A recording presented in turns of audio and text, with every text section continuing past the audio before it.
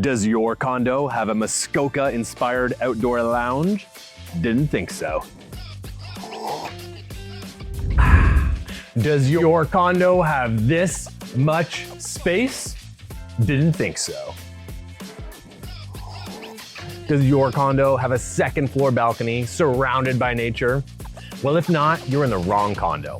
This condo has all that and more. So watch the video, send me a DM, and come make this your new home.